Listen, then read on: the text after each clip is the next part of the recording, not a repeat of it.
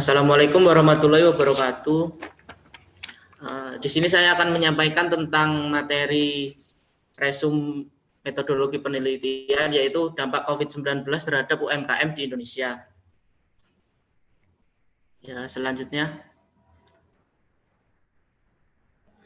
saya Roberto Bagio sebagai mahasiswa dan dosen pengampu, yaitu Profesor Dr. Insinyur Komariatus Solihah, AMD, HIP, ST, MKes, IPU. COVID-19. Sebelumnya saya akan membahas dulu tentang COVID-19, yaitu COVID-19 adalah penyakit yang disebabkan oleh virus SARS-CoV-2. COVID-19 dapat menyebabkan gangguan sistem pernapasan, mulai dari gejala yang ringan seperti flu hingga infeksi paru-paru. Coronavirus sendiri adalah virus RNA dengan ukuran partikel. Virus ini utamanya menginfeksi hewan, termasuk diantaranya adalah kelelawar dan unta.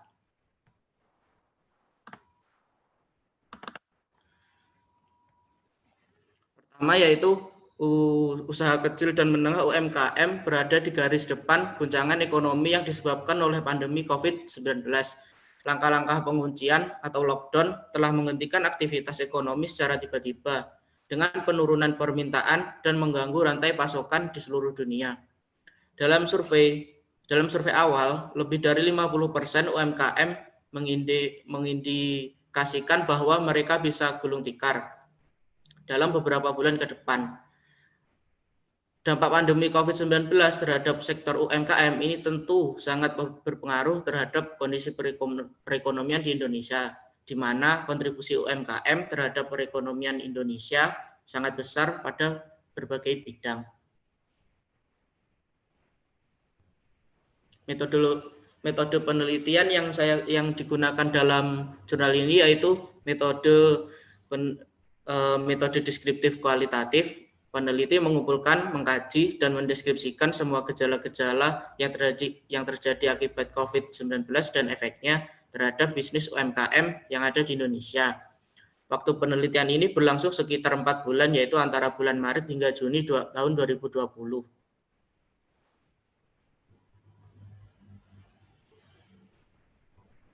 Hasil penelitian. Salah satu dampak pandemi COVID-19 yang telah menghantam UMKM adalah sebanyak 1.785 koperasi dan 163.713 pelaku usaha mikro kecil menengah terdampak pandemi virus corona atau COVID-19. Kebanyakan koperasi yang terkena dampak COVID-19 bergerak pada bidang kebutuhan sehari, sedangkan sektor UMKM yang paling terdampak yakni makanan dan minuman. Para pengelola koperasi merasakan turunnya penjualan, kekurangan modal, dan terhambatnya distribusi. Sementara itu, sektor UMKM yang terguncang selama pandemi COVID-19 selain makanan dan minuman adalah industri kreatif dan pertanian. Dalam situasi pandemi ini, menurut Kemenkop UMKM ada sekitar 37.000 UMKM yang memberikan laporan bahwa mereka terdampak sangat serius dengan adanya pandemi ini, ditandai dengan adanya sekitar 56% melaporkan terjadi penurunan penjualan, serta 22% melaporkan permasalahan dengan aspek pembiayaan, 15% melaporkan pada masalah distribusi barang, dan 4% melaporkan kesulitan mendapatkan bahan baku mentah.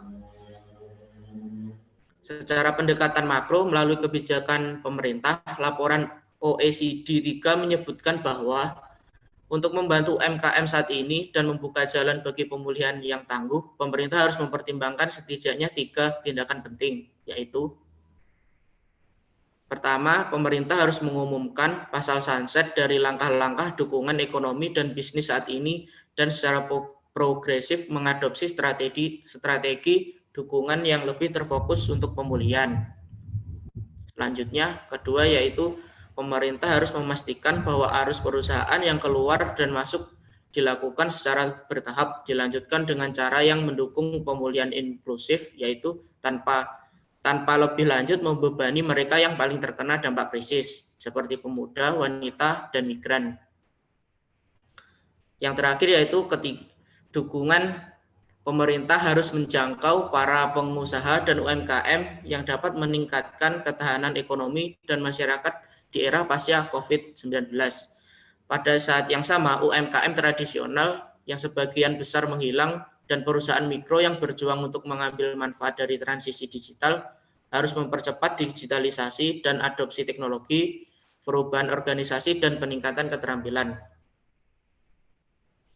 Sekian presentasi dari saya, kurang lebihnya saya mohon maaf. Wassalamualaikum warahmatullahi wabarakatuh.